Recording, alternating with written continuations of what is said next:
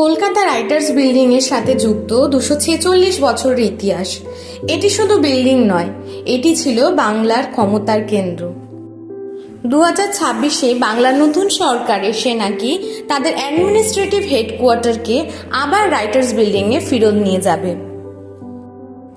এই বিল্ডিংয়ের দীর্ঘ ইতিহাস ইংরেজ শাসনকাল থেকে রয়েছে। তবে রাইটার্স বিল্ডিংয়ের এরূপ নামকরণ কেন? রাইটার্স মানে এখানে লেখক নয়। 1700 শতকে ইস্ট ইন্ডিয়া কোম্পানি কেরানিদের রাইটার বলতো।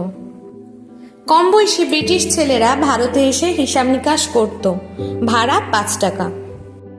1746 সালে থমাস লায়ন প্রথম এ বাড়ি বানান। প্রাথমিকভাবে কাঁচামাটির 19টি ঘর ছিল। 1821 সালে প্রথম পাকা ঘর করা হয়। 1882 সালে লর্ড রিপনের সময় ফরাসি রেনেসাঁ স্টাইলে নতুন বিল্ডিং তৈরি করা হয়। আর্কিটেকচারাল স্টাইলের দিক থেকে দেখতে গেলে এটি ফরাসি রেনেসাঁ ও ব্রিটিশ কলোনিয়ালের সংমিশ্রণে গঠিত। 150 মিটার লম্বা বিল্ডিংটি প্রথমে ধূসর ও পরে লাল রং করা হয়। এটি কলকাতার লালবাড়ি নামেও খ্যাত। ছাদের উপর গ্রিক দেবদেবীর মূর্তিও রয়েছে। 10 একর জমি, 6টি ব্লক, 600টি ঘর নিয়ে এই বিল্ডিংটি গড়ে উঠেছে, যা কলকাতার লালবাজার ও রাজভবনের পাশে অবস্থিত। 1905 সালে এই বিল্ডিং থেকেই লর্ড কার্জনের বঙ্গভঙ্গ ঘোষণা।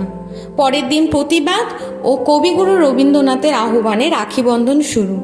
স্বদেশী আন্দোলনের জন্ম এখান থেকেই। 1930 সালে ইতিহাস খ্যাত অলিন্দ যুদ্ধ এই রাইটার্স বিল্ডিংয়ে।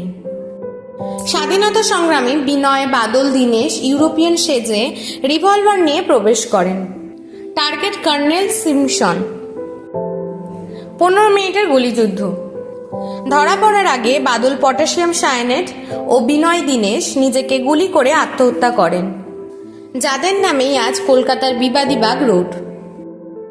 স্বাধীনতার পর বাঙালিরা ঠিক করেন ইংরেজি নাম পরিবর্তন করবেন।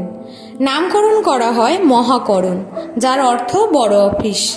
যদিও দলিল, ম্যাপ, সরকারি অর্ডারে রাইটার্স বিল্ডিংই রয়ে গেছে। 1952 সালে স্বাধীন ভারতের প্রথম নির্বাচনে নির্বাচিত বাংলার মুখ্যমন্ত্রী ডক্টর বিধানচন্দ্র রায়ও এই স্থানটিকে কার্যালয় হিসাবে বেছে নেয়।